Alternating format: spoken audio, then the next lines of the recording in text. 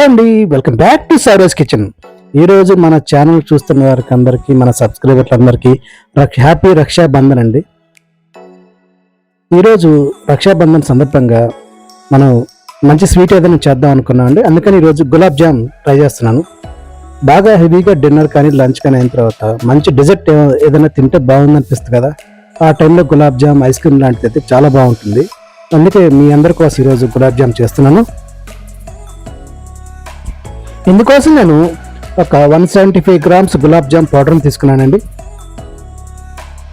ఈ గులాబ్ జామ్ పౌడర్ని ఒక బౌల్లోకి వేస్తున్నాను. ఈ బౌల్లో గులాబ్ జామ్ పౌడర్ వేసిన తర్వాత అందులో ఉండలేమి లేకుండా ఒకసారి చేతితో బాగా కలుపుకోవాలి. ఒకసారి ఇలా ఉండలేమి లేకుండా ఒకసారి చేతితో బాగా కలుపుకుందాం.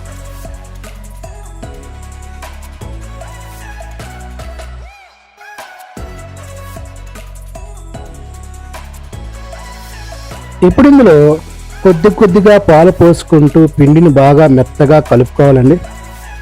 ఇలా పాలు కొద్దిగా వాటర్ అయినా పోయొచ్చు, బట్ పాలు పోస్తే గులాబ్ జామ్ చాలా మెత్తగా స్మూత్గా ఉంటుంది.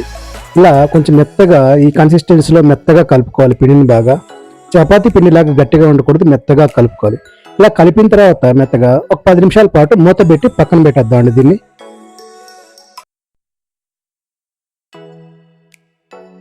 ఇప్పుడు స్టవ్ మీద ఒక పెద్ద గిన్నె ఒకటి పెట్టుకుందాం. గిన్నె పెట్టుకొని ఇందులో ఒక కప్పు షుగర్ వేసుకుందాం అండి.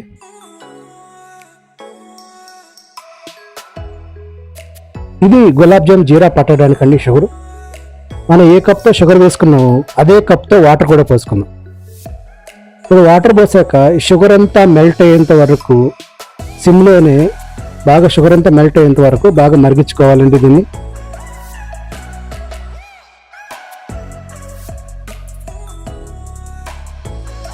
ఈ షుగర్ అంతా కొంచెం కరిగేంత వరకు మరిగించుకున్నాక ఇప్పుడు ఇందులో ఒక 3 నుంచి 4 ఏలక్కాయలు కొద్దిగా నలగొట్టి ఆ ఏలక్కాయ పొడి వేస్తున్నానండి. ఇందులో పొడి వేసి ఒకసారి బాగా కలుపుకుందాం. ఈ జీరా మనం ఒకసారి ముట్టుకుంటే ఆ జిగటుగా రావాలి, అప్పుడే జీరా బాగా అయినట్టు. ఇలా చెక్ చేసుకుందాం. మనకు చేతి కొంచెం జిగటుగా అంటుకుంటే కనుక జీరా బాగా వచ్చినట్టు. ఇప్పుడు దీన్ని స్టవ్ ఆఫ్ చేసుకున్నాను.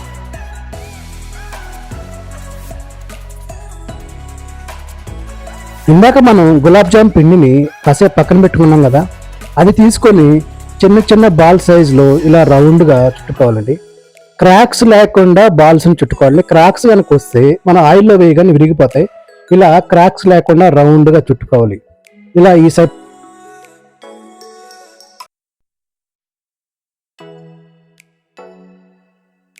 చూసారుగా, ఇలా చిన్న సైజు ఉండల్లాగా అన్ని చేసి పక్కన పెట్టుకున్నాను. వీటిని క్రాక్స్ లేకుండా చేయాలండి. క్రాక్స్ వస్తే మాత్రం ఉండలు చేసేటప్పుడు అవి ఆయిల్లో వేయగానే పగిలిపోతాయి. ఇప్పుడు స్టవ్ మీద ఒక బాండలు పెట్టుకొని అందులో ఈ గులాబ్ జాము ఉండలని వేయించడానికి ఆయిల్ వేసుకుందాం. ఇలా ఒక 5-6 టీ స్పూన్ల ఆయిల్ వేయాలండి. ఆయిల్ కొంచెం హీట్ ఎక్కిన తర్వాత మనం ఈ గులాబ్ జామ్ ఉండల్ని దాంట్లో వేసుకుందామండి ఒక్కొక్కటిగా.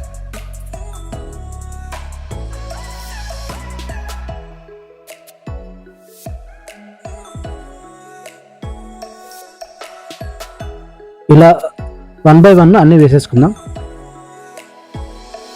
ఉండలు వేయగానే గంటి పెట్టి తిప్పొద్దండి, విరిగిపోతుంది. ఒక 1/2 నిమిషం పాటు అయినా కొంచెం ఫ్రై అయిన తర్వాత అప్పుడు గంటి పెట్టి తిప్పుకోవచ్చు రెండో సైడ్కి. ఇప్పుడు మంటను కొంచెం సిమ్లో పెట్టి ఒక 1 మినిట్ పాటు వేయించుకుందాం. ఒక 1 మినిట్ తర్వాత రెండో సైడ్కి ఫ్లిప్ చేసుకుందాం అండి. ఇలా ఎర్రగా మొత్తం ఇలా ఎర్రగా వచ్చేంత వరకు రెండు వైపులా కాల్చుకోవాలి వీటిని బాగా.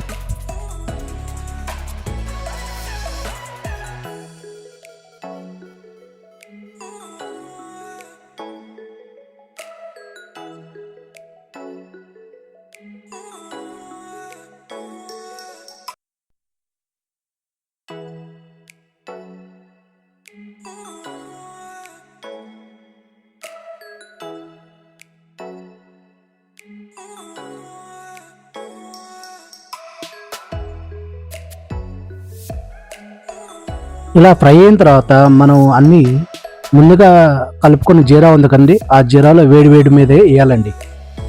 వేసిన తర్వాత ఒక 1 అవర్ పాటు అలా పక్కన పెట్టేసేయాలండి. జీరా వాటికి పట్టాలి కదా గులాబ్ జామ్స్కి, అందుకోసం ఒక 1 అవర్ పాటు అలా పక్కన పెట్టాలండి వీటిని.